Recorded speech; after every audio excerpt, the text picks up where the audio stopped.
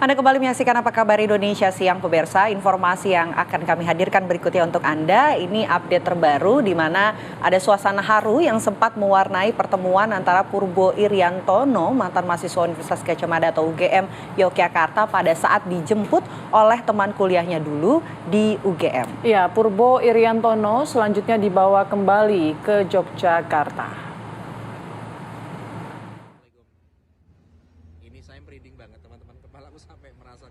Purbo Irianto, mantan mahasiswa Universitas Gadjah Mada atau UGM Yogyakarta, jurusan Psikologi angkatan tahun 1983 yang menggelandang selama bertahun-tahun ditemukan di Kudus, Jawa Tengah. Angkatan 83 Psikologi UGM. Tapi dia ada di jalanan, tapi beliau masih sadar-sadarnya. Pria berusia 61 tahun asal Ambarawa tersebut akhirnya dijemput teman kuliahnya satu angkatan dulu di UGM. Purbo Irianto atau biasa disapa Anton dijemput di rumah Sukaryo Adiputra, pemilik akun YouTube Sinau Hurip di desa Singocandi, Kecamatan Kota Kudus. Suasana haru pun pecah ketika Anton berjumpa teman kuliahnya dulu, Arif Nur Cahyo atau Yoyo. Yoyo adalah teman dekat Anton yang masih lekat di ingatan Anton. Mereka pun saling berpelukan hangat dengan raut bahagia dan mata berkaca-kaca. Yoyo mengaku bersyukur bisa kembali berjumpa dengan teman lamanya waktu kuliah di Psikologi UGM tahun 83. Anton rencananya akan dibawa kembali ke Yogyakarta terlebih dahulu sebelum akan diajak pulang oleh anggota keluarganya ke Bekasi. Menurut Yoyo, Anton juga putus kontak dengan teman-temannya sejak lama. Purnawirawan polisi itu pun langsung bercerita tentang sosok Anton yang dikenal pintar dan cerdas ketika kuliah dulu.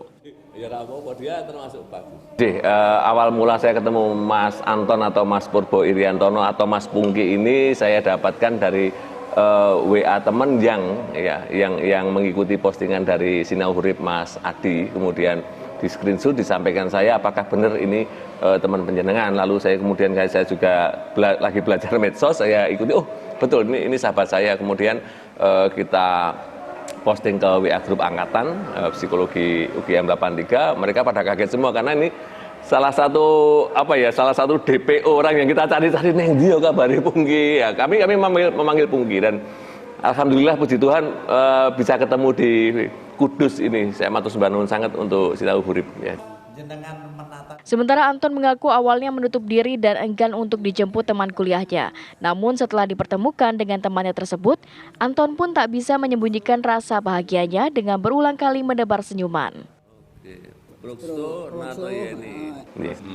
Tadinya saya udah menutup diri dan ngomong sama Mas Hadi, loh saya sama keluarga saya sendiri saja saya menutup diri apalagi sama orang lain. Tapi Mas Hadi kelihatannya masih teguh ya. Situ saya ketemu Mas Hadi. Dan kebetulan disusul sama Mas Hadi ngomong langsung, Pak Anton, kamu kenal sama ini enggak? Yoyo. Wah itu lingkaran terdekat saya dulu di waktu kuliah, jelas saya tahu, saya kenal. Gimana, kamu siap nggak kalau mau ketemu sama Mas Yoyo? Ya kalau hanya ketemu sama Mas Yoyo saya bisa lah. Tapi kalau yang lain saya belum siap. Sebelumnya, Anton ditemukan di jalanan Kudus Selasa malam kemarin oleh Adi, pemilik akun YouTube Sinau Hurip yang mengunggahnya ke media sosial. Hingga akhirnya ada teman kuliahnya dulu yang menjemputnya dan juga membawanya kembali ke Jogja, dan Anton akan bertemu dengan keluarganya di Bekasi.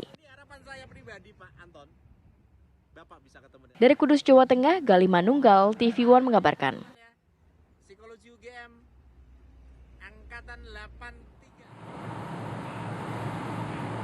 Pemirsa, Ega Meista Purba, anak Purbo Iriantono atau Anton, mengaku bersyukur dan bergembira telah dipertemukan dengan ayah kandungnya yang telah menghilang dari rumah beberapa waktu lalu.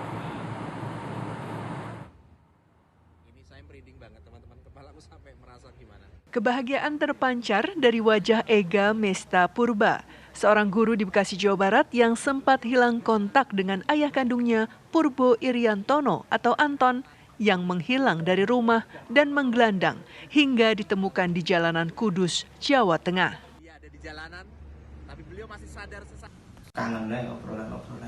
Ega menjelaskan ayahnya yang memiliki hobi melakukan perjalanan atau berpetualang tiba-tiba meninggalkan rumah saat dirinya sedang mengajar.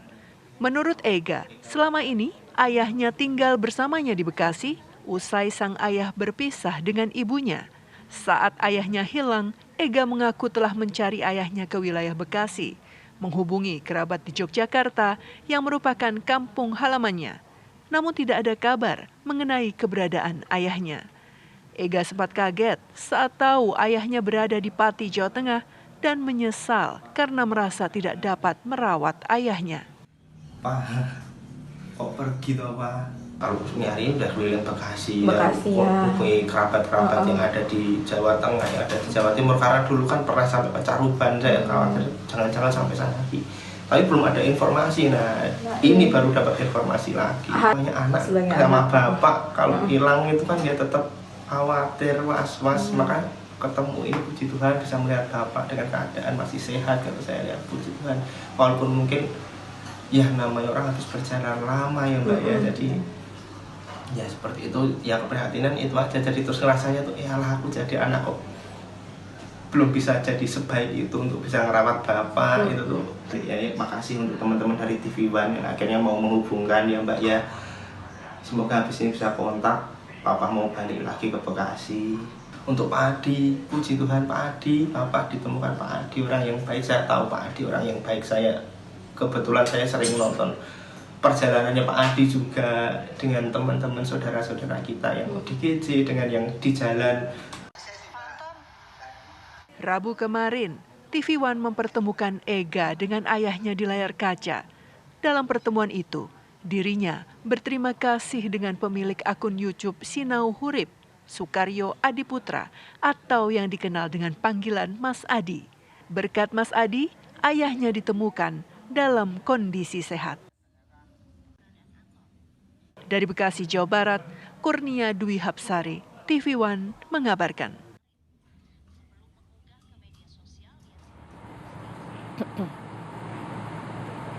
Ya, Putri dan juga pemirsa, saat ini kami sudah tersambung bersama dengan Bapak Arief Nur Cahyo yang merupakan teman kuliah dari Pak Anton yang kemarin juga sempat menjemput Pak Anton. Kita coba sapa Pak Arief. Selamat siang Pak Arief.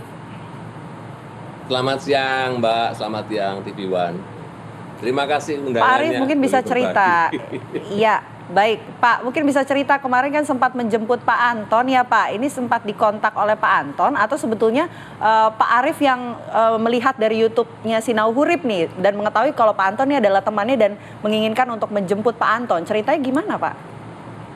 Iya, itulah hebatnya kekuatan medsos ya, dan bagaimana jaringan pertemanan itu terhubung. Jadi saya pertama kali mendapat japri dari teman yang kemudian mengkonfirmasi apakah betul Mas ini teman penjenengan. Jadi teman saya, dan saya memang sering menonton Mas Andi dari Sinau Hurip, tapi saat itu saya tidak menonton karena kesibukan. Tapi di sisi lain ketika ada clue-nya adalah Psikologi 83, dan setelah saya lihat secara detail, oh ini Pungki. Pungki adalah panggilan akrab kami ketika Mas Purbo masih kuliah gitu ya, panggilannya Pungki. Jadi memang sedang dicari sama teman-teman karena kan kami punya WA group, kami punya intensitas berteman dengan Psikologi Angkatan 83. Jadi saya sesegera mungkin menghubungi Mas Andi dan membagikan itu ke WA group teman-teman, sehingga saya menerima mandat dari Angkatan 83 untuk pokoknya dicukupi, apapun ceritanya itu adalah saudara kita, itu adalah bagian dari rahim akademisnya, namanya Gajah Mada,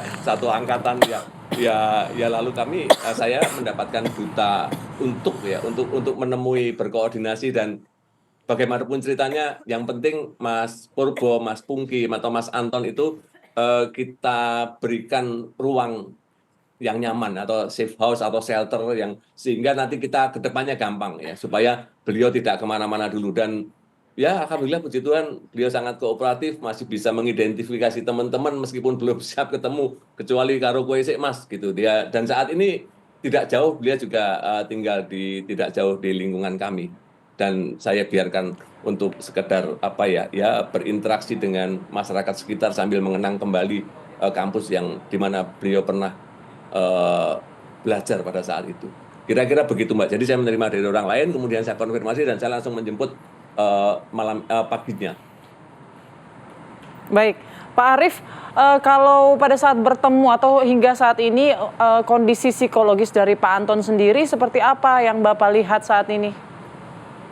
Iya, kalau ya namanya kesehatan kan satu paket ya, kesehatan secara fisik, secara psikis, dan secara sosial. Dan saya bisa membayangkan ketika seseorang berkelana selama sekian tahun, ya dia mestinya juga terhambat di dalam menerima informasi, terhambat dengan interaksi sosialnya. Maka yang saya observasi kelihatan pertama adalah tampilan fisik ya, dia sangat kurus ini, tapi ada ciri-ciri yang bersifat khas, oh ini Pungki. Dulunya dia memang berkacamata tebal dan memang dia seorang pembaca yang baik ya untuk ukuran setingkat kami waktu kuliah, karena kan kebetulan di psikologi itu jumlahnya 105, laki-lakinya hanya 23, meninggal satu Mas yang dari Solo, Mas Agustinus, dan diantaranya Pungki itu termasuk orang yang menonjol, suka membaca, dan memang dia cukup senior karena sebelumnya dia sempat kuliah di Fakultas Ilmu Sosial Politik 1 tahun baru dia masuk psikologi. Nah, itu yang terobservasi adalah fisiknya. Psikisnya dia begitu melihat saya, mengenal, ya berinteraksi secara nyaman, dan otomatis dia menerima rasa aman, dia bisa ya menumpahkan energi emosinya ini itu. Jadi yang terobservasi pada saat awal adalah kondisi psikisnya yang bisa mengenali, tapi fisiknya yang memang tidak seperti orang pada lazimnya. Tapi saya melihat dia masih memiliki kesadaran, karena apa? Kayak ya kita juga kebetulan di dunia psikologi ya tahu ya, pendekatan klinis itu biasanya orang itu memiliki bau yang khas. Itu tidak ada di dalam diri Anton atau Pungki, sehingga saya meyakini bahwa oh dia baik-baik saja. Dia hanya butuh kita kita perajake, kita tempatkan di ruang khusus untuk kemudian nanti kita gali secara mendalam terus apa yang dibutuhkan dan kenapa dia melakukan itu. Jadi saya yakin bahwa pada saat itu memang tidak optimal, tapi dia masih memiliki kondisi psikis yang baik, fisiknya tidak oke. Maka pada saat ini kami mencoba memberikan ruang nyaman supaya dia tidak berjalan-jalan dulu, lalu mengajak dia untuk mulai mengenali lingkungan sekitarnya. Dan sebetulnya bukan masalah yang serius menurut saya bagi dia, tapi dia melakukan itu karena dia pada dasarnya orangnya sangat introvert. Dan orang Jawa bilang kepinteran mungkin ya, dia terlalu pintar, tidak tahu harus curhat dengan siapa, lalu dia jalan-jalan. Jadi kira-kira begitu Mbak. Baik Pak Arief, tapi pada saat bertemu dengan Pak Anton kemarin, ini apa yang sempat dibicarakan dan juga diobrolin bersama dengan Pak Anton?